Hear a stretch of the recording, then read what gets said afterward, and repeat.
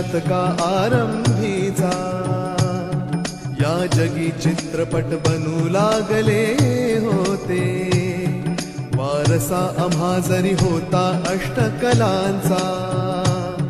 हे तंत्र आमच्या देशी आले नव्हते पण करुणी ठाम निर्धार योगी वृत्तीने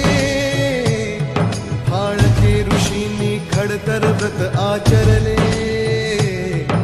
अर्जुनास जैसे लक्ष एकची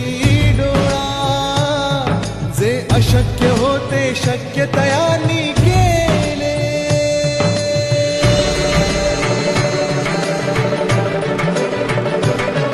मग कथा घेऊन हरिश्चंद्र राजाची